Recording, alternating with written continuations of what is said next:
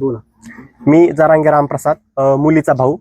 आमचा दिनांक 21 तारखेला लग्न ठरलेलं, टिळा झालेला 14 डिसेंबरला. आणि टिळा झाल्याच्या नंतर आम्ही लग्नाचे कपडे घेण्यासाठी पुण्याला गेलेलो.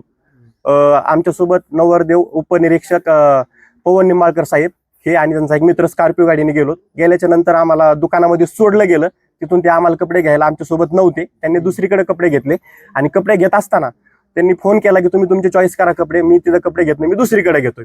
मी विचारलं की असं का बाबा, की ते म्हणले नाही मला इकडे शिवायचे. कपडे घेऊन आलो. घेऊन आल्याच्या नंतर तेसगावमध्ये त्यांनी आम्हाला सोडलं. त्यांनी दुसरी गाडी बोलवून घेतली. बोलवून घेतल्याच्या नंतर आम्हाला दोन आमचे त्यांच्यासोबत व्यक्ती होते, ते दोन बसवले आमच्या गाडीत.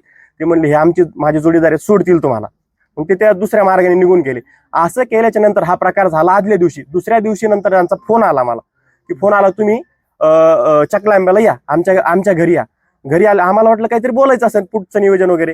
गेल्याच्या नंतर त्यांनी आम्हाला असं सांगितलं की मला तुमच्या मुलीसोबत लग्न करायचं नाही. हे ऐकल्याच्या नंतर आमच्या पायाखालची जमीन घसरली.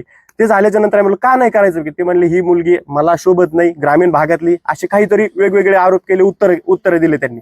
मग हे केल्याच्या नंतर आम्ही तिथं बोलल्याच्या नंतर की ते म्हणले ठीक आहे, तुम्ही ऐकत नाहीत ना, की त्यांनी आम्हाला त्यांच्या जी वर्दी होती पोलीस डिपार्टमेंट, त्याला एक अडकवलेली गन, त्याचा धाक दाखवला आम्हाला, की तुम्ही कसं काय नाही करत का, आम्ही पोलीस डिपार्टमेंट माझं कुणी वाकडं करू शकत नाही, अशी मला सवय लागलेली, हे मी असं किती का करत आलोय. असंच पोखरीचं प्रकरण एक झालेलं त्याच्या अगोदर. आणि हे करत असताना आमची त्यात बदनामी झाली. आम्ही गावाकडे आलो, मध्येचे लोक कोण प्रयत्न केला, परंतु आम्हाला त्यात काही इनपुट भेटलं नाही. मग हे करत असताना आमच्या चुलत्यांनी जो 1-1 रुपया गोळा केलेला, तो पूर्ण त्या लग्नासाठी लावला होता, तो पूर्ण आज आमचं कुटुंब उद्ध्वस्त झालेलं आहे, आमचं याच्यावर आलेलं आहे.